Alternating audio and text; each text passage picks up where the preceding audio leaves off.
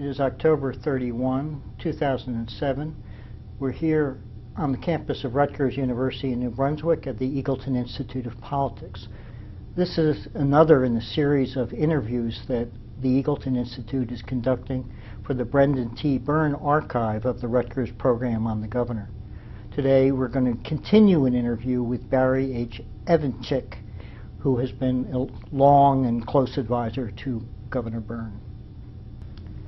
Barry, during our first session, you spoke about joining Brendan Byrne in the Essex County Prosecutor's Office, and particularly your experience when the Newark riots broke out and the other tasks that you had in the Prosecutor's Office. Any other memories since that first session about working under Prosecutor Byrne? Well, as I look back and kind of summarize or capsulize that whole experience in my mind, I'm struck, among other things, by the number of people who worked under Byrne in the prosecutor's office who went on to great fame in their respective careers,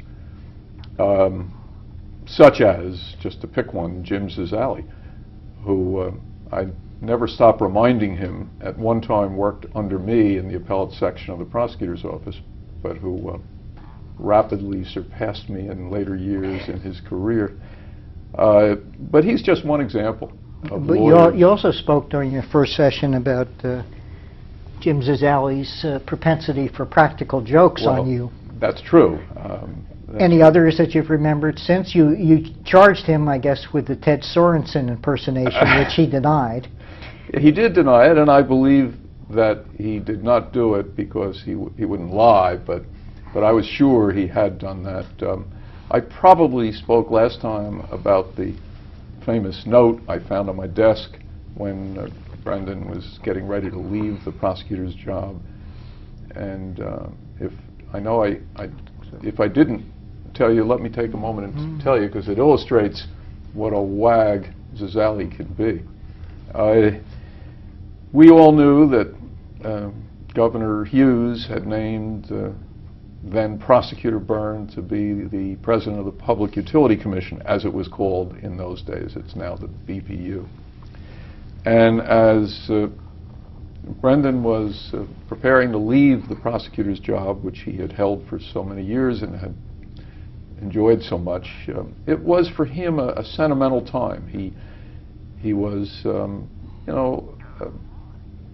feeling a bit emotional. And he would say to people, I've made so many good friends and so forth, and we've done so well in the prosecutor's years. Against that background, I came into work one morning in the appellate section, a little room on the first floor of the Essex County Courthouse. And at the time, my partner in that appellate section was Jim Zizali. And there may have been a third person, I don't recall exactly who it was, but be that as it may, I came to work, and there on the desk was an envelope with my name on it, and I opened it up, and it was a letter, and it went something like this. Dear Barry, as I reflect on the years as Essex County Prosecutor, I am pleased to recall so many great accomplishments and so many good friends that I've made along the way. Regrettably, I do not consider you to be among those friends. And it's signed Brendan Byrne. And I guess for a moment I must have looked, I felt somewhat forlorn. And at that moment I looked up, and a few feet away was my friend Jim Zizali in hysterics. And it turned out he, of course, had made that letter up and had practiced, he told me, for weeks before Brendan's signature, so that by the time I got that letter, it really looked like it had been signed by Brendan Byrne. I told that story, and when I had the great pleasure of presiding at Jim Zizali's inauguration ceremonies or swearing-in ceremonies, and as Chief Justice. As Chief Justice, Brendan Byrne was one of the speakers that day, and after I told the story, I next called on Brendan to speak, and he got up, and the first thing he said in that Will Rogers-like, almost halting style, he said, You know, Jimmy, I would have signed that letter in a heartbeat if you had asked me. Anyway, that's just another example of the fun that Jim Zazali has sometimes with people. He's an extraordinary fellow. But he's one of those who has gone on, obviously, after working under Byrne, to do great things. Although he was not part of the office, during our first session you did talk about Stan Van Ness, who was a law school classmate of yours. He's recently passed on. Any further thoughts about Stanley? No, just it's sad to think that Stan has gone from our midst. He was a good friend and a wonderful classmate back at Rutgers from 1960 to 63. We had a lot of enjoyable experiences together on the law review and so forth. And Stan, too, was a great storyteller. I remember when we were in law school, he told a story of how he, as a navigator in the Air Force, before coming to law school, had managed to get a big Strategic Air Command aircraft lost on a trip back to the United States from Greenland. The airplane encountered weather, and Stan told this with great verve. The navigational system on the airplane was out, and couldn't get a fix on the stars because of the weather. And so the airplane gets lost, and it causes a scramble from McGuire Air Force Base as the plane is approaching continental United States. Jet fighters go up to find out what this was all about, and they brought him in. And then Stan told the story of having to appear before a general the next day and be reamed out for whatever he had allegedly done. But Stan was quite special. He was a brilliant lawyer, a wonderful person, and all too soon has gone from our midst. You mentioned the prank that Jim Zazali played on you as Governor Byrne is announcing his departure as prosecutor. What were your personal thoughts at that time when you knew that he was going to leave the office? Well, I had enjoyed very much the chance he gave me to. That was my first job as a lawyer, and I had, as by that time had become the head of his appellate section. That meant, over the time that I was there, a number of opportunities to argue before the state Supreme Court. On several occasions, he would go with me. So there were times when he personally liked to argue before the court, but he would invite me along because typically I had written the brief that he was arguing. Those trips to Trenton were special for a lot of reasons, including on the way back, almost without exception, we would stop at Princeton, and we'd go to the Princeton bookstore and then have lunch somewhere. And for me, it was a particularly enjoyable time to spend alone with my boss and mentor. And that's really when I got to know Brendan well. So by the time the prosecutor years ended, it was, I don't want to say sad, that would be almost overdoing it, but it was certainly a somewhat emotional time for me as well. Of course, it was only a matter of a few weeks after he left and Joe Lordi took over as prosecutor that I got a phone call from Brendan, and he said, they tell me I can have an administrative assistant here at the Public Utility Commission. Would you like to be that? And so, lo and behold, there it was, a renewed opportunity to work under Brendan and to be with him in this newest phase of his career. And I did that. I remember calling Joe Lordi on the phone on a Saturday morning and asking if I could come over to see him, because he had asked to those of us who were somewhat veterans in the prosecutor's office by that time, meaning we had been there a few years, if we would be sure to give him at least 6 more months before we made changes, so that, you know, for the sake of stability in the office. And those of us who were asked to do that had said, of course, we will. Now it's 3 weeks after that meeting with Lordi, and I'm asked to, if I'd like to come and join Brendan at the Public Utility Commission. And so I went over to Joe Lordi's house and told him of the call from Byrne, and Joe Lordi, who was a prince, could not have been more gracious. He said to me, "Oh, Barry, of course you should do it. I mean, this is a wonderful opportunity for you." And he gave it his blessing and made it easy for me to, in effect, break the promise I had just made. So I went to the Public Utility Commission and got to see Brendan Byrne operating in that new phase of his professional life. Before we talk further about that, did you have any misgivings about accepting the offer to come to the Public Utilities Commission because of the fact that it was not, at least on paper, a legal title, and you had said you had fallen in love with the law in law school and I guess had planned a legal career?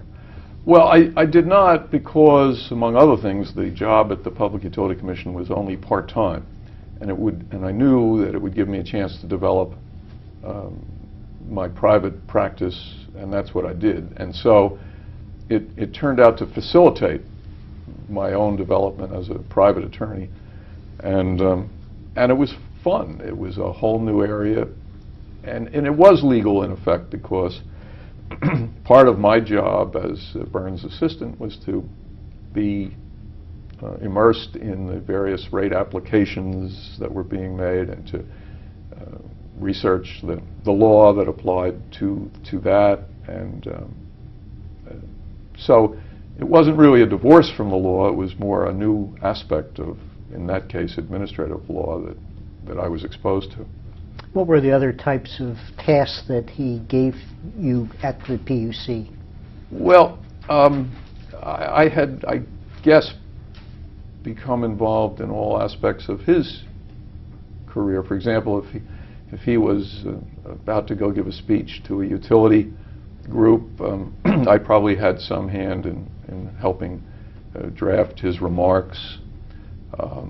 When there were policy issues to be considered by the then three commissioners, I would often meet with Byrne in advance of formal meetings, and we would kind of kick around the issues to be discussed. So he involved me in virtually every aspect of his job as president of the board, and that was fascinating.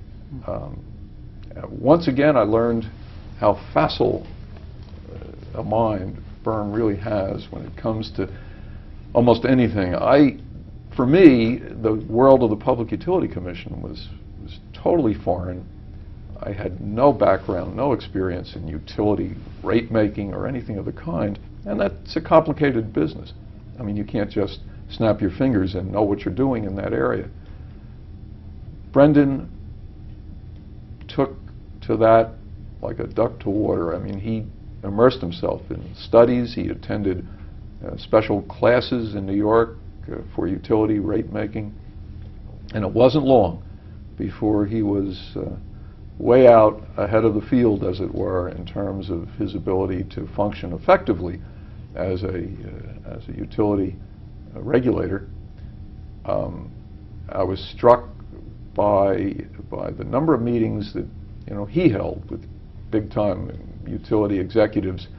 They couldn't pull the wool over his eyes. Not that anybody was necessarily trying to do that, but the point I'm trying to make is that he learned that area, learned it quickly and well, and it was fascinating to watch him interact with the utility people in a way that demonstrated he knew exactly what he was doing and how to do it.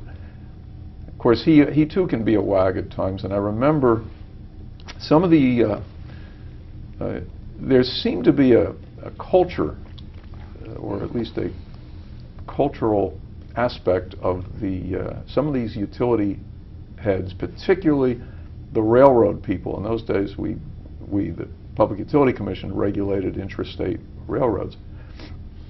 And there were meetings occasionally with these railroad people. And when I say a cultural aspect of it, for some reason, when they would introduce themselves, and typically Brendan would preside at these meetings, and he would ask people, let's go around the room and please introduce yourselves. And so the people would say D. Linky or B. Evenchick instead of Don Linky or Barry Evenchick.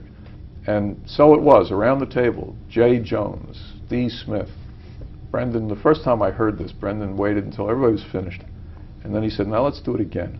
And this time, please tell me your names. You know, just, he also, I remember so well that he hung a picture in his office there in Newark at 1100 Raymond Boulevard, which is where the Public Utility Commission offices were located.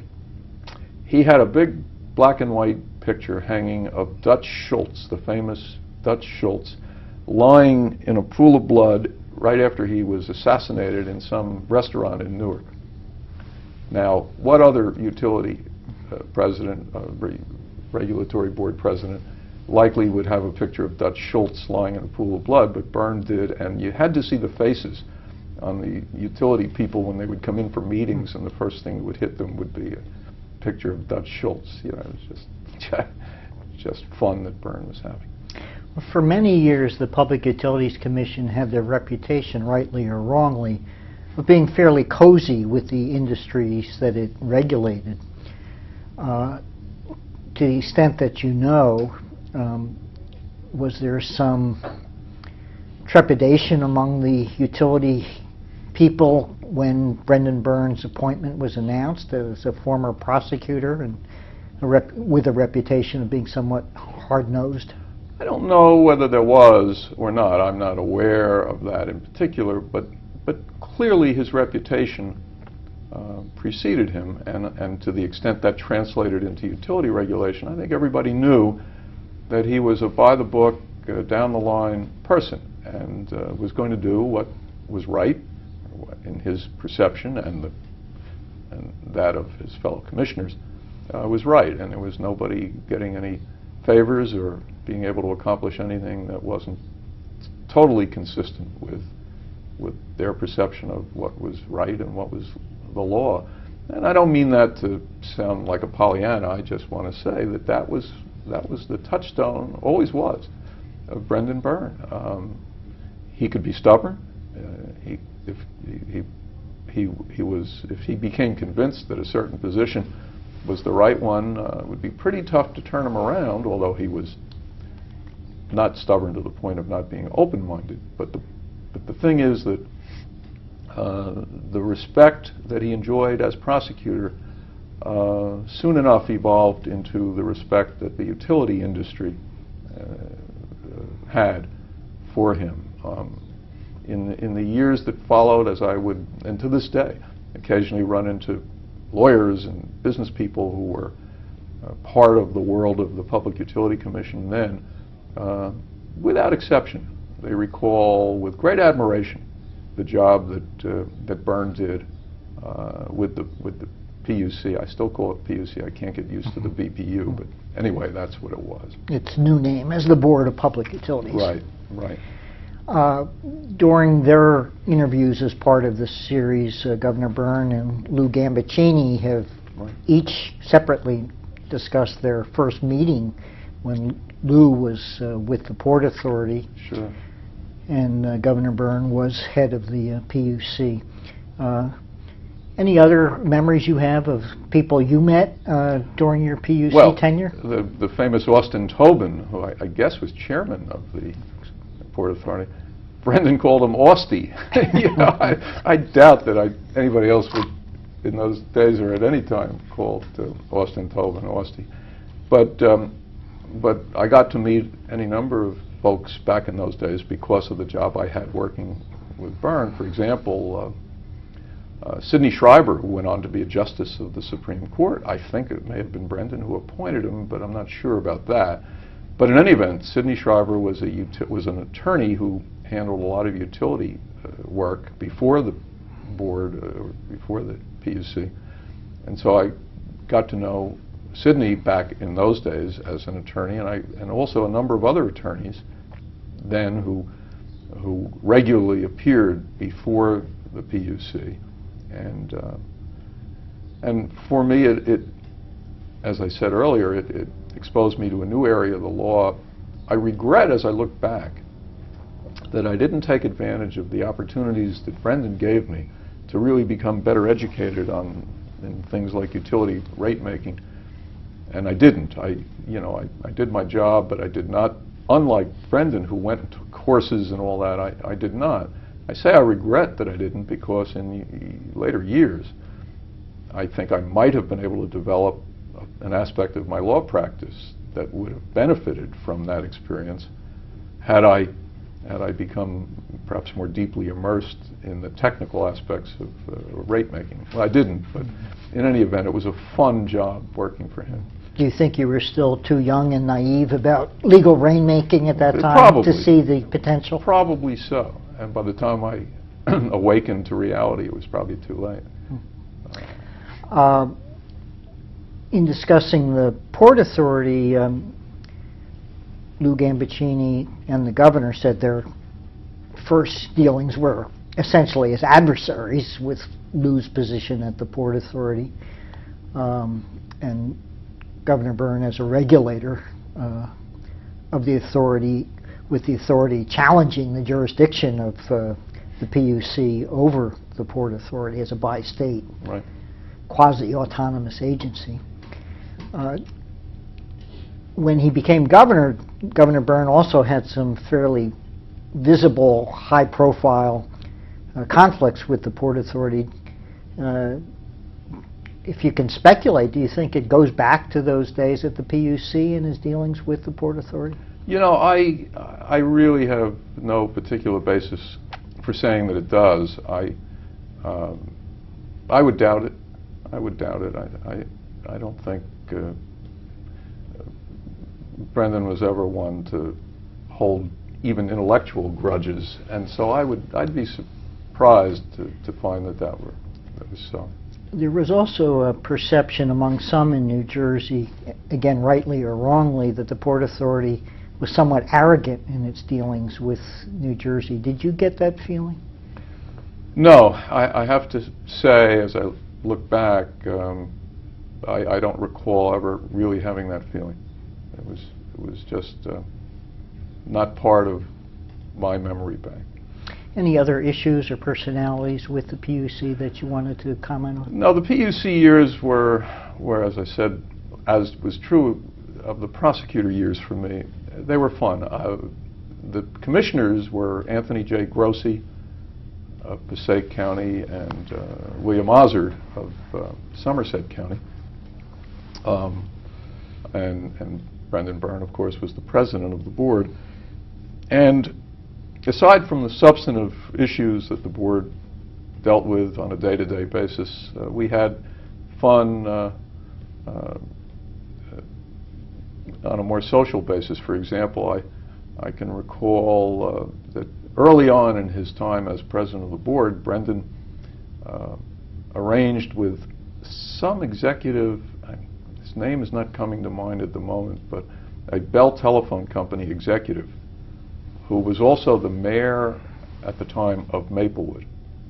And this fellow arranged for the use of the gymnasium at Columbia High School in Maplewood so that we the Public Utility Commission staff, could play full-court basketball games with the Bell Telephone people. Now, you have to understand what a PUC versus Bell Telephone basketball game meant.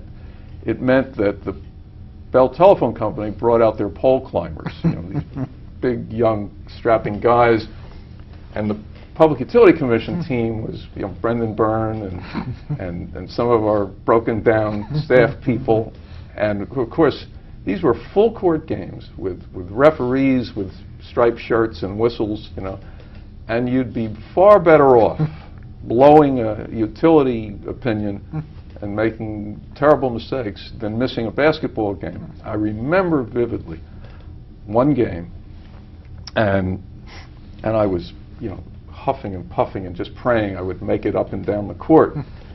And I find myself on the foul line. We're down, I think, by 2 points. The game is just about over, and I have 2 shots, and I missed them both, and I was sure I'd get fired. I was certain my job as Byrne's administrative assistant had come to an end, but I managed to survive it. But he still remembers how I lost the game. Nothing changes with Brendan. Back in the prosecutor's years, to go back to that for a minute, it was also true that you'd be far better off losing a criminal case than missing a softball game when he had scheduled those. You know, I mean, that was Brendan. As you said, the PUC job was part-time. You're still practicing law privately as you could in those days. Right. Discuss a little bit your private practice and trying to build your career as a private lawyer. Well, I had started out my private practice life with a part-time job working for a firm that was then known as Lasser, Saracen, and Hockman. Lee Saracen later became a federal judge. And what I would do was leave the prosecutor's office at around 4 o'clock in the afternoon and go down to 17 Academy Street and work for the Lasser firm. And that evolved into my opening my own practice in Livingston, where I live, and using or trying to develop a private practice based on the experiences I'd had first as an assistant prosecutor and then with the Public Utility Commission. And those things gave me some base, some foundation to try to develop my own practice. What really helped was about 1975, I guess by that time Brendan was governor, I managed to be appointed municipal attorney in Livingston. I say I managed. The Democrats had won a majority on the Livingston Council for the first time in Livingston's history. And they interviewed various people, including me, to become municipal attorney, and I was fortunate enough to be invited to assume that position. And so I left the law firm in Newark, with which at that time I was associated, called Shapira, Steiner, and Walder. Left not out of any sense of unhappiness, but because I wanted to see if I could make it in private practice on my own and not live in the shadow of Justin Walder. Now, Justin is presently my law partner, and I love him like a brother, but in those days, my own peculiar personality was such that I wanted to make it on my own. So I opened a little office in Livingston and stayed there for the next 20 years as a sole practitioner, maintaining my friendship and relationship with Brendan, but no longer in an employee position, just in whatever professional positions I held while he was governor. But anyway, the start as an assistant prosecutor under Byrne, followed by the part-time position at the PUC, gave me some background with which to try to develop my private practice. What was the mix of the types of cases as a private lawyer you were handling? Anything that walked in the door was my idea. I mean, I managed to develop some criminal defense practice, I suppose, because of my background as a prosecutor. Not much by way of utility work, although I did have occasion before the days of the public advocate, before Stan Van Ness became the first public advocate, to do some special utility rate counsel work by designation of the then Governor Byrne. And but the rest of my practice was, as I say, almost whatever I was able to manage to land, and even an occasional family law case, a matrimonial case. I quickly learned to despise that area of the law. I found that it was just not satisfying to me, and I was tired of clients calling up and saying, you told me to do X, and my girlfriend's getting a divorce, and her lawyer told her to do Y. How come you didn't tell me to do Y? And that was the time in my life when I decided I would farm out any matrimonial work that came into my practice and do other things. Well, a little bit outside the focus of our mission as part of this series, do you think it's changed significantly in terms of how a young lawyer builds a practice in those days compared to the current days? Well, I do. I have a daughter who's a lawyer, a daughter-in-law who's a lawyer, a son-in-law who's a lawyer, so I'm surrounded by lawyers, young lawyers. But I have to say, with a touch of sadness, that what was a profession when I came to it back in the 1960s has evolved into a business. I mean, it's just a business now, and it's not feasible any longer for someone to do what I tried to do many years ago, just develop a practice, charging somebody $50 to do this and $100 to do that. Nowadays, you know, the emphasis is on the bottom line, and it's tough. It's tough, probably not terribly feasible for someone to develop a practice in the way I tried to do, and many of my colleagues did in those days. Just not easy. I'm told there are still many, many solo or sole practitioners in New Jersey and in the country. Perhaps the largest percentage of lawyers are still sole practitioners. But I will tell you that although I cherished my independence as a solo, if I were doing it all over again today, there's no way I would consider trying to do it that way. I would instead look to associate myself with a firm, and despite my independent streak, I think that's the way it almost has to be these days.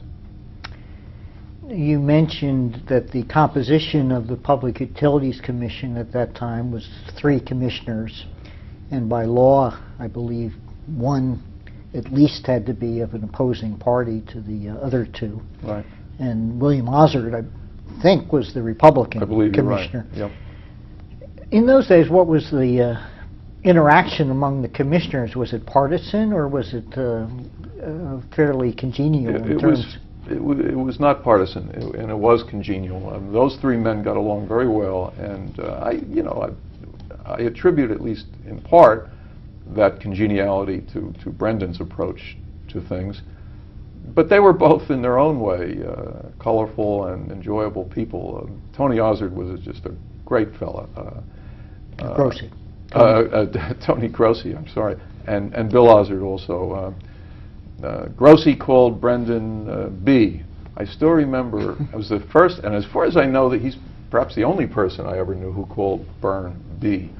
And but it doesn't go back to that meeting where the utility representatives introduced themselves by their that's initial... an interesting question. I don't know if it does, but he called him B. And Bill Ozard, also delightful man, and the 3 of them got on so well. And I tell you, not that I have to sell the integrity of the PUC as it was in those days, but I will say those 3 people labored very hard to do the right thing. I never saw, honestly, never saw any sign of anybody influencing their decisions in any way, shape, or form.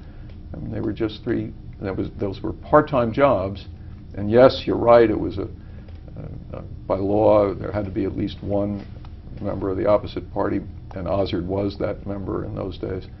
But politics, partisanship had no role at all in the decision-making of the PUC as I observed it. Now, you said you didn't immerse yourself like Brendan Byrne in the intricacies of the utility industry and the rate setting process, but now that we're in a new world of largely deregulated utilities, at least in electric and gas and the telecom industry, any reflections on whether the new system is better than the old system?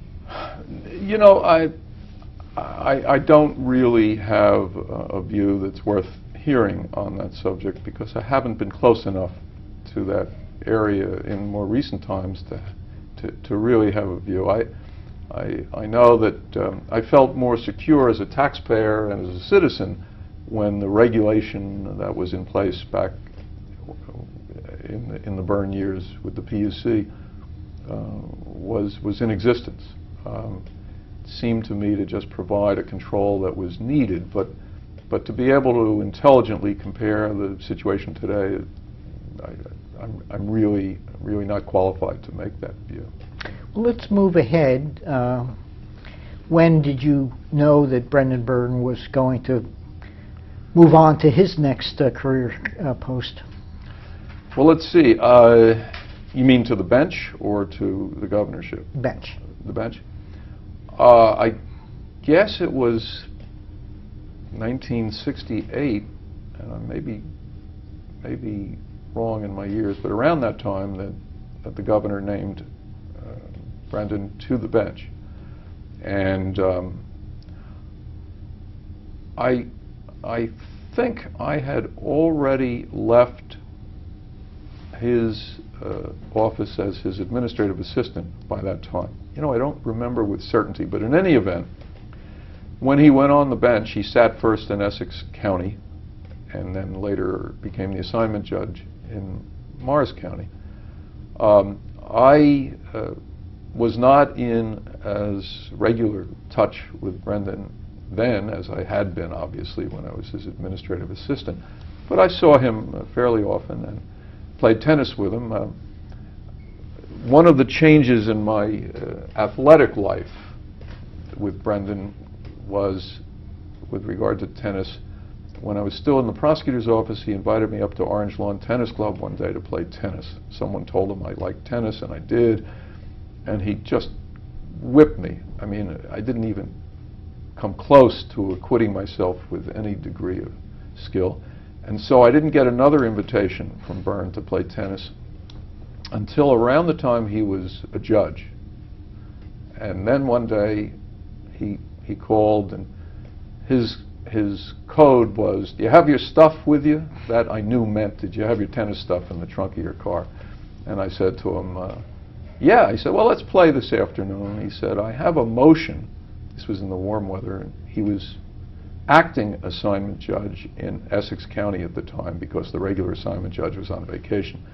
He said to me, "Come up to the courthouse, come to my court, and as soon as I finish with the motion, we'll go play tennis." I was a little apprehensive because I remembered the last time I played with him, I was so pathetic. I figured this is going to be a disaster. But in any event, I remember going to the courtroom, sitting down in the back of the room, and he came out on the bench, and at the counsel table were 2 or 3 lawyers, and Byrne said, "All right, I'll hear you." This lawyer got up, and I don't remember his name, and if I did I wouldn't mention it, but he got up and he addressed Judge Byrne something like this. He said, "May it please the court, my name is so-and-so, and I have to apologize for my attire." And I looked, and he was wearing a nice cord suit. He looked fine to me.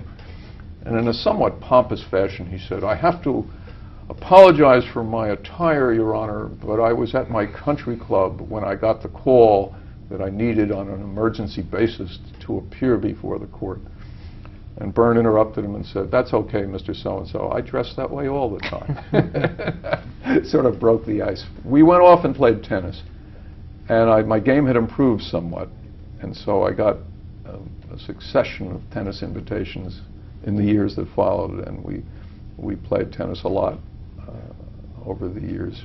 But I remember too that there came a time when I guess Chief Justice Weintraub named Byrne the assignment judge of Morris County, and so he moved up there. And I also remember that at that time I had a case which I inherited from some other lawyer, and the file was just a mess, and yet the case had a trial date in Morris County of 2 weeks down the road or something. So I called my adversary and asked him if he would consent to a request that I wanted to make to Judge Byrne for an adjournment. And my adversary said, "Barry, this case has been adjourned 25 times. I guess one more adjournment isn't going to matter." "Okay, sure, you can do that." Now, I didn't tell him, there was no need to, that I knew Byrne and my life before that under Byrne. We went up to the call, the Monday morning call of the calendar by the assignment judge, and it was a packed courtroom in Morris County, and I had told Byrne in a phone conversation a few days before that I would be appearing before him and requesting an adjournment in a case, and he just basically said, well, I'll see you in Morristown. I had very little doubt that I would be granted the adjournment, especially given that my adversary was going to consent to it. Well, we got to the courtroom, and I had been warned, don't stand up in open court and ask for an adjournment because you won't get it. Ask to see the court afterwards. That's the way it's done. So when Byrne called the list, got to my case, I stood up and said, instead of saying ready, I said, may we see the court in chambers after the call? Yes. Now the call's over, and my adversary and I will go into chambers, and Brendan Byrne says, well, what's this application about? I mean, not an indication that he even knew who I was. And I said, well, Your Honor, I've just got this file, and it's frankly not ready to be tried, and so I would appreciate it if I could have just a short adjournment. He looked at my adversary and he said, Mr. So-and-so, what's your position? Because I'll tell you now, if you oppose this, I'm sending this case out for trial right now. Fortunately, I knew that my adversary wasn't going to oppose it. He had told me. And later I said to Brendan, with friends like this, who needs enemies, you know? But I never had occasion except that day to appear before him when he was on the bench. But I saw him, you know, fairly often in those days. And then, of course, came the moment when he resigned from the bench to run for governor. But I'm ahead of myself a little bit, I guess. Well, backtracking a bit, he's mentioned that there was even earlier speculation about him running for governor before he actually did become a candidate. Yep. What do you remember of those talks? Well, I remember a couple of things. There were people in various quarters who were saying in those days that Brendan Byrne ought to run for governor. At least saying it to me, I don't know. Presumably, probably saying it to him. He had always indicated to me that he enjoyed his professional life. He had never run for office. He had accomplished great things by virtue of appointive positions. And I saw in him no burning desire to run for anything. But that isn't to say that he wasn't thinking about it, even if I wasn't aware of it. I remember one time going to a Knick game at Madison Square Garden with my wife and with Brendan and his wife. And we're at the game. Those were the days, you remember the name Dancing Harry? There was a character who used to show up at all the Knick games. And during halftime and during breaks, he would dance around the floor. He was known as Dancing Harry, and everybody at the Garden knew him. And so we're at the game, and there's a break. I don't know if it was halftime or what it was, but Dancing Harry is carrying on the floor, and Mrs. Byrne gets up with her program and says, I'm going to go get Dancing Harry's autograph. And she walks off. My wife, Linda, and I are sitting with Brendan, Judge Byrne at the time. And along comes some fellow, and I don't remember his name, but he knew Byrne, and he knew my wife because they had gone to high school together. And he said something about, you know, it's time that you think about running for governor. I just remember that remark. And Brendan gave him an answer such as, well, you never know, a typical type Byrne answer. I also remember, on a somewhat more significant level, a couple of people who had, well, one of whom had worked as secretary of the Board of Public Utility Commissioners, Dave Waters, who had a law partner named Ken McPherson. And Ken McPherson and Dave Waters were two Hudson County lawyers, colorful, great guys. Poor Dave Waters has passed on, but he was a wonderful fellow, and Ken McPherson, his partner. And they spoke to Brendan at some point around the time we're now speaking of, and said, you know, we think there would be support for you in Hudson County if you would consider running for governor. And Brendan invited me to join Dave and Ken and have dinner. And we did. We went to a steakhouse, I think it was Broadway Joe's in New York, and listened, and that's all that Brendan was basically doing. Listened as Ken and Dave regaled him with their views that they thought there would be support in Hudson County if he would consider. And in any event, as I say, I had very little contact, or relatively little contact with Byrne at the time he was a judge, and I certainly had no discussions that I can remember about his running for governor. I just don't recall having such conversations. Yet I was aware that people were talking about it, and I was sure he was being urged to think about it. All I do remember is getting an early morning phone call from Brendan. I mean, it was like 6:30 or 7 o'clock in the morning, and he said, "I'm going down to Trenton today to resign from the bench. I'm going to announce that I'm going to seek the nomination for governor." And it was a thrill to hear that. I mean, it really was. And of course, he did that. He went down to Governor Cahill's office and held a press conference outside the office and announced that he would be a candidate. And it was only days after that that he called me and he said, "I need you to do some research on the drug laws in New Jersey, the state of what's going on in that, because we're going to have a press conference, and I want to be right up to speed on where that stands." And so I was once again working as his assistant, this time in a new and fascinating part of his life, which would be his effort to get the nomination. I remember going to the Robert Treat Hotel where he held that press conference. Now, whether it was his first press conference as a candidate for the nomination, I don't know. But there were a lot of people there, and I remember Ronnie Sullivan of the New York Times asking questions about various questions. And I sat there in the audience and watched, and he seemed stiff and unaccustomed to that kind of a setting. I mean, we who know him have always known what a great sense of humor he has, and always has had, but it didn't come across in those early days as readily as it later did. And as I say, despite his public service as prosecutor and as head of the Public Utility Commission and his sophistication in such things, he seemed awkward, for want of a better term, conducting that press conference. He wasn't comfortable in that role yet. Yet the conference went on and concluded, and I remember, ironically, we went down in the elevator together at the Robert Treat Hotel, and out on the sidewalk, who's walking in as Byrne is walking out but Governor Cahill? And this was not planned, it was just a happenstance thing.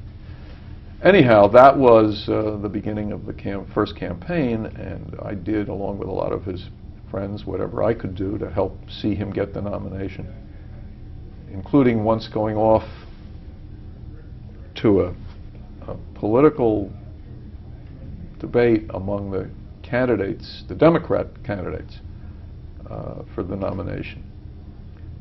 However many there were, 5, 6, Frank Forrest, and I don't know, Ann Klein, and whomever. But on this particular occasion, Byrne could not make it, and so he asked me to be his surrogate in this debate. And I went off to some church in Orange or someplace, a pretty good crowd, and I was the only surrogate. All the other candidates were there, and they beat me up. You know, where's Brendan Byrne? You know, he sends a surrogate, and it was kind of tough duty, but in any event, we did whatever we could do in that first campaign, first primary campaign. Going back to your reaction to his performance at the Robert Treat, did you or anyone else, to your knowledge, have the courage to go up to him and say, "Loosen up, you're coming across as..." No, I certainly didn't. I didn't. It isn't so much that, you know, as I look back on it, I think he just felt, as I say, he was just a little tight at the beginning, but that didn't last long. I mean, I can also remember a couple of rallies where he would come into the room and go around to greet people, and it wasn't his style to do that. He's not a glad-hander. He's not one of those backslapping type people. Although today, you know, he does it with the skill and as adroitly as anybody I know, and it's second nature to him now. He walks, even at this day and age, long after he's stopped being governor, he's today, of course, a celebrity. He walks into a restaurant, people know him, and he'll just go up and say hi and schmooze. I mean, he's good at it, and he's a natural at it. But in those days, he wasn't. It was a skill that he developed. You know. He himself has mentioned that he thought Governor Hughes was a much more natural politician at those types of events. Did you ever see Governor Hughes in that context? I did, and I would agree. I think he was a natural. Of all the people I've ever known in public life in New Jersey, Dick Hughes was the consummate politician. I mean that in the best sense of the word. You'd meet Dick Hughes, you felt you had a new friend. You were the only person in his life at that moment. He was just a gracious, cordial, terrific fellow, and a wonderful politician in the very best sense of the word. Any other memories of that first gubernatorial campaign? I remember going to his campaign headquarters, I think on Route 22 in Union, but wherever they were, people were beginning to coalesce around the candidate, and I guess it's inevitable in such settings that there are those who are looking forward, hopefully, to getting positions in government, and there are those who are trying to be special to the candidate. And I was just a kind of an outsider. I can remember on one occasion showing up at his headquarters to see him about something. And Dorothy Seltzer was, I'm pretty sure she was already working for him, and if she wasn't, someone else at that time was serving as his secretary. And mind you, he wasn't governor yet. This was the primary. All I know is that I'm taken into Burns' office. I was there no more than about 20 seconds, and this woman, whether it was Dottie Seltzer or someone else, came in and looked at her watch and said, Mr. Byrne, you've got another appointment. And and he said, it's all right, just give me another few seconds. And out she went. A few moments later, she's back. And it was obvious she didn't know who I was, and she didn't care and wanted me out of there so that more important people could get in. And I said to Brendan, I'm leaving. You know, I'll see you soon. And off I went. That was the kind of relationship I had with him when he was a candidate. By that I mean I wasn't looking or either expecting nor even thinking of seeking a position in government. I was happy in private practice, and all I really wanted to do was help get him elected. So although I was no threat to those who had other aspirations, they didn't know that, and there were people who somehow recognized that I knew him in some fashion and who probably perceived me in some crazy way as almost a threat to their aspirations. So and I saw some of that when he first became governor, and it's hard perhaps to put this into words, but as I say, I sensed not resentment, but a feeling on the part of some of those who had become his first, the coterie of people who surrounded him when he was first governor. Maybe a sense of let's keep Barry, on the outside of things, lest he interfere with our plans. That may be just my craziness, that was the perception I had. But in any event, I had fun, as did my wife. We went around and got petitions and did things. I remember filming a couple of commercials for Brendan when he was seeking the first nomination. As I say, I went and did a couple of speaking engagements, did what I could do to see him elected, and and then saw him get the nomination, and the rest, as they say, was history. Any new people you met during the campaign who have continued to be close to you? Well, people like Dick Leone and Lou Caden and Jerry English, people that I never knew before the governor years, got to know, and happy to say remain friends, close friends and acquaintances in the years since. John Degnan, others whose names are not immediately coming to mind, but the people who were the Byrne cabinet, well, Stuart Pollock, Dan O'Hearn, household names, all of them now, but people that I certainly didn't know before Byrne became governor. Dan O'Hearn, I remember and recalled this with Justice O'Hearn recently. He called me one day and said, the governor asked me to call you and say that he'd like to nominate you to the Uniform Law Commission. And I said, Dan, please tell the governor I'm most grateful, express my gratitude. Tell me, what's the Uniform Law Commission? He said, well, it's a great group of lawyers and judges and law professors that meet annually to debate and discuss proposed uniform laws for the country, like the Uniform Commercial Code, which is the best known product of what is formally known as the National Conference of Commissioners on Uniform State Laws. And so I had that call from Dan O'Hearn to tell me that I was going to be nominated, because it's an advice and consent situation. And so I asked him, what's the Uniform Law Commission? He said, well, there's good news and bad. The good news is it's an intellectual experience unlike any other, and you'll have great fun interacting with all these other legal people. The bad news is that your wife will go along with you on the annual meeting, and while you're inside debating, she'll be outside spending money at shopping centers. And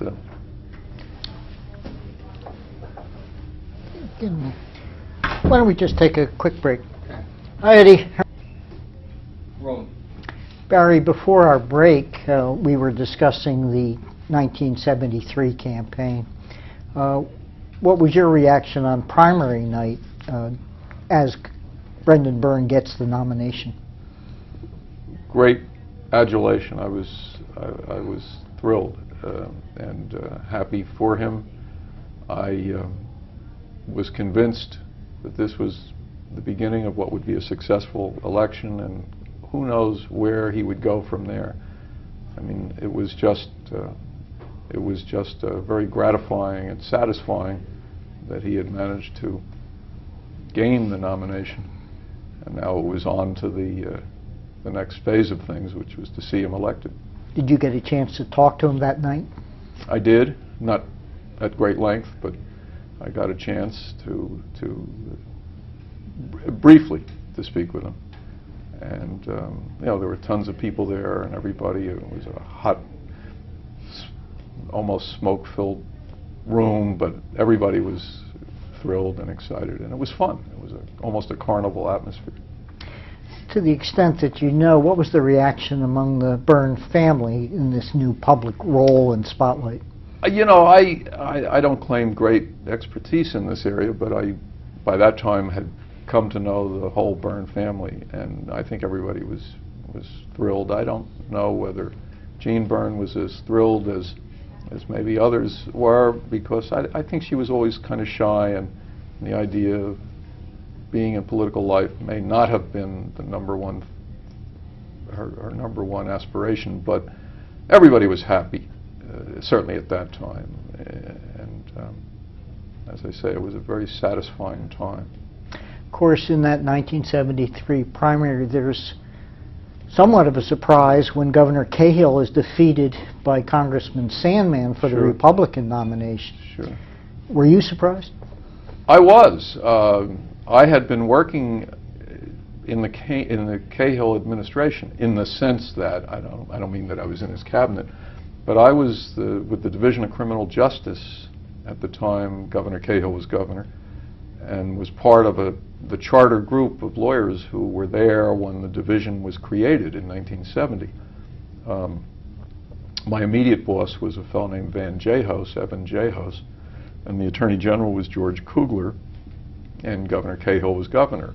Not that I knew Governor Cahill that well, but I had, gotten to know him a little bit and respect him and like him. And so it was but I had no great, then nor now, no great sophistication in the political world, and frankly, I had no awareness that the situation was such that he might very well lose, as he did, the nomination. So it came to me as a surprise when Cahill was not renominated.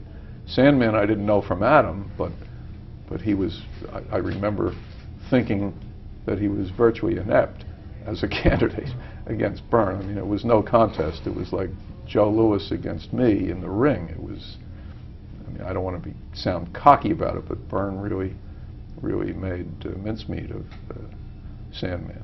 Do you recall any of those joint appearances in more detail? Not in much detail, no, I really don't. I just have this general recollection that Byrne was just vastly superior intellectually in all respects, and by that time had gained some sophistication as a politician that, as I said earlier, I didn't see at the very beginning. That shyness or somewhat tendency towards stiffness that I had observed in the very earliest moments of the campaign for the nomination seemed to have evaporated and gone away, and so it was but it was great to see him win by such a huge margin, and that victory dinner the night of the election I remember so well. The excitement of the nomination pales in comparison to the thrill that we all had the night he won that election. And there were people then, that night, who were saying, it's on to the White House. It seemed almost inevitable. Of course, Congressman Sandman also had the baggage of being a prominent defender of President Nixon during the Watergate scandal. Did you realize as early as primary election night that the general election was pretty much already foretold in terms of the outcome? Yeah, I think I did. Not that it took any great sophistication to come to that realization. Watergate had created an atmosphere where a person such as Brendan Byrne, with his credentials and his background, was just the natural, the type of person that the state would want and that the country would want. And that's probably why people were talking about Byrne one day being president, because he had those qualities that were so lacking in our national life at the time. Any other election night memories or anecdotes? No, I just remember being there and being part of the joy that pervaded the atmosphere, but no specific recollection.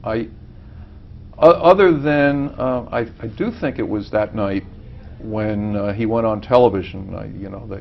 All the networks were there to cover the thing, and I guess it had been timed so that his acceptance speech would come for the 11 o'clock news or whatever it was that they were doing.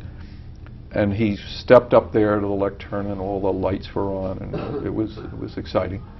And what I remember is he looked out over the audience, and he saw me, and he said on national television, "Hi, Barry." I was thrilled. Here I was recognized by the governor-elect. That's the only specific memory I have of that night, is the "Hi, Barry." Now he's the governor-elect. Did you play a role during his transition, planning for the new administration? Not any major role. I think probably on those occasions when I saw him, I remember being asked to do. I think it's so many years ago that my memory is a little bit fuzzy now, but I think he asked me to do some outlines, maybe on some issue papers, just to assist him in the transition to the governorship, but really no major role. I was then fully immersed in private practice, thrilled for my friend Brendan that he was now the governor, excited to attend the inaugural. I was on the inaugural committee. I remember that I did something on the inaugural committee because I still remember my name is in the program. I don't remember what it was I did, but I do know that among the happy memories I have of the first election was the inauguration day itself. After the ceremonies in the War Memorial Building, there was a luncheon, I think in the State Museum, and Brendan's brother, the late Dr. Frank Byrne, spoke. First, Governor Hughes welcomed the audience, and then Frank Byrne spoke, and he, among the things he said, he spoke the great Gaelic hymn, "May the roads rise with you, may the winds be always at your back, and may the Lord hold you in the hollow of his hands." That was the Gaelic prayer that Frank Byrne spoke at the inaugural luncheon. And that struck me as very poignant and very beautiful. And my wife and I, at the time, wondered what gift we were going to be getting for our friend Brendan, who was now the governor, and what we selected. And I've always been proud of this. Self-praise stinks, but I remember being proud of the gift we got him. We had the Steuben, a piece of Steuben glass called the Steuben Star, and we had it inscribed with Frank Byrne's words, "May the roads rise with you," and that was our gift to Brendan. And I, by that time, knew Francis Byrne fairly well, as I knew the whole Byrne family. And in the years that followed, had the great joy of being with Brendan and Frank at lunches and getting to know him well. And in any event, that's a different subject. But I do remember Frank Byrne's remarks at that luncheon, the first luncheon, the inauguration ceremonies at night. I remember well. You said that the governor-elect asked you to do some outlines of issues and problems that he may face after his inauguration. Given that you had this one-on-one relationship with him that was sort of outside the hierarchy that had developed during the campaign, did you feel that also created some sort of uncertainty and maybe jealousy among the people who were in the new Byrne organization? But only, I don't want to overstate it, because I think whatever such feelings there were minor and short-lived. First of all, people, I think, relatively quickly came to know that I was not looking for any position. I really wasn't. I was, therefore, any notion that I might be a threat to someone quickly dissolved. And as I say, I was happy to just get to know some of the folks who became the first cabinet, and to go down occasionally to Trenton and see Brendan. One of the first things that happened after he became governor, which was memorable to me and which was fun, was he called one day and invited my wife and me to join with him at the Metropolitan Opera on a Saturday afternoon when they were going to, Gene and Brendan were going to be the guests of Maria Yuritsa, the great Metropolitan Opera diva, who had by that time become a close friend of Brendan Byrne. And so we went to the Met. This was for Linda and me really the first opportunity to spend any time with Brendan since his election. We went over to the Met on a Saturday, and the opera was The Tales of Hoffmann. We sat in Yuritz's box, and that was like being at a Yankee game with Mickey Mantle, you know, it was huge, and it was fun. And after the opera, we went upstairs to have dinner at the restaurant at the Met, and by that time it had begun to snow slightly. And Brendan says, "Oh my goodness, I have to give a speech tonight in Dover." And boy, he said, "Well," and Gene Burns said, "Oh my goodness, you know, I really don't have any burning desire to go to Dover later." They still lived in West Orange. It was before they moved into Morven. And so my wife said, "Brendan, Barry and I will drive you to your speech, and Gene can, you know, go home and doesn't have to go up there." And Brendan said, "Great idea. The trooper will drive Gene home and we'll go together to Dover." Fine. We finished dinner at the Met, and now we're in my car. I had a new Oldsmobile at the time, and this was also, as you may recall, the time of the first great gas crisis. And I was worried that my Oldsmobile, you know, that gas, there were rumors that gas would be rationed, and I was worried that I wouldn't have enough gas to get to work every day with this gas-guzzling car. But be that as it may, we got into the car there in New York and started making our way back to New Jersey, and the snow was now coming down heavily, and I couldn't go very fast. And I was nervous. It was getting late, and now it's my responsibility to get the governor to wherever he was giving his speech in Dover. And I said to him, "You know, we're going to be late." He said, "Wait a minute. I'm the governor. I'm the speaker. We'll get there when we get there. You know, don't worry." Well, we slowly made our way into New Jersey and up Route 46 or however we got to Dover. And as we approached this place, now it was really snowing heavily, but we could see through the snow pickets had encircled the building, and they were carrying signs, and we didn't know what in the world these pickets were all about. So Brendan said to me, there was a police car parked there in the parking area. He said, "Pull up alongside that police car and find out what these pickets are all about." He said, "I don't want to cross a picket line if that's going to be problematic." I had no coat on. I just had my suit on, and I got out of the car, pulled my collar up, and it was cold and miserable, and I went up to the police car. And the officer had the windows closed, and he was obviously keeping warm in there, and I knock on the window. And I got a look as if to say, "What does this guy want from me in the middle of a snowstorm?" And he sort of reluctantly rolls the window down. And I said to him, "Officer, I have the governor in the car, and we would like to know." And the next look I got was, it's my luck to be here on duty in Dover, and a crazy comes out of a snowstorm and tells me he's got the governor in the car. But then he turned around and he looked, and he could see that it was Byrne, and he did one of these great double takes, you know. It was just wonderful. My God, he said, "That is the governor."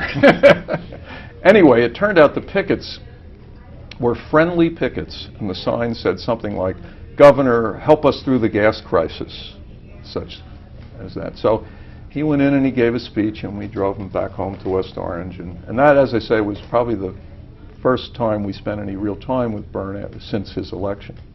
And of course, in his early days as governor, he did get very positive reactions to implementing the sort of odd-even gas plan, where motorists, based on their license plate, would go to gas stations and reduce the long lines at that time for gas.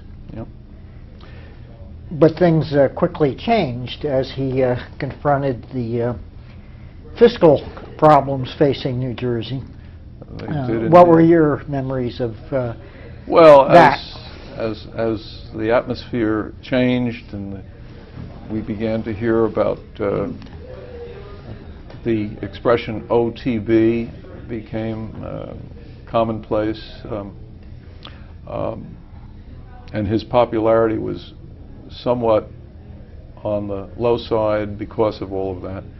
As a friend and an admirer, it was sad to me to see him encountering this sort of flack. but I suppose that's inevitable in politics.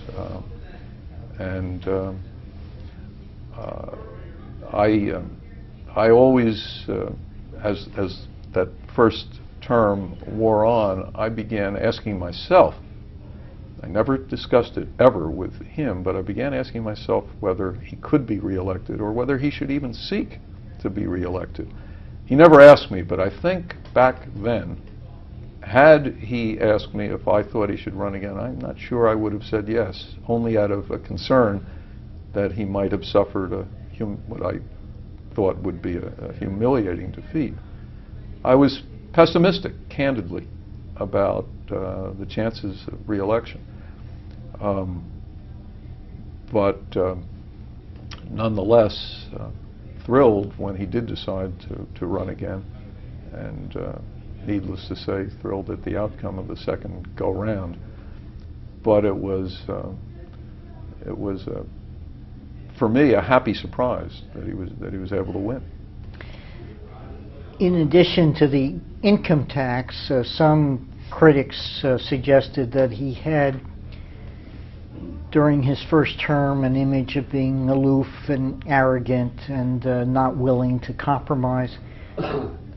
Did you feel that his personality and the sort of warmth that you had seen over the years with him was not coming through publicly?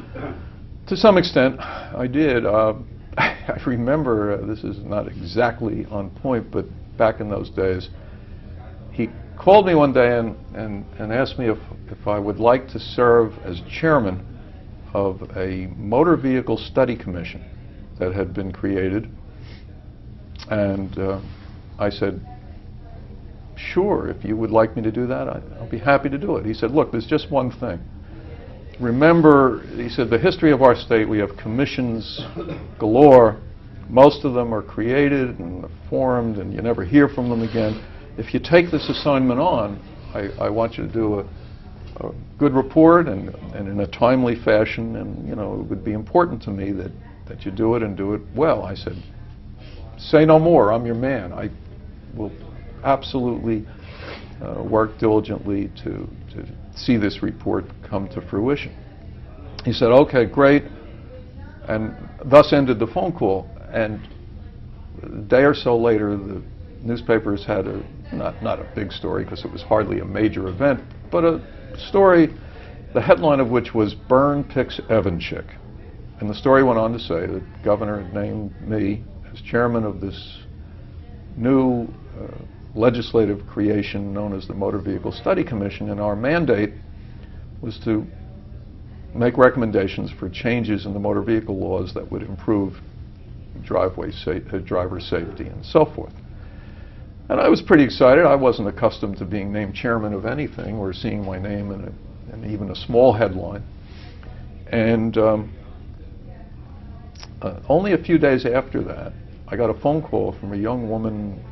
She sounded young anyway, from the governor's office. Mr. Evenchick, this is so-and-so in the governor's office. We're very embarrassed. The governor's out of town, but I was asked to call you. We're so embarrassed that under the legislation creating the Motor Vehicle Study Commission, the governor doesn't have the right to name the chairman.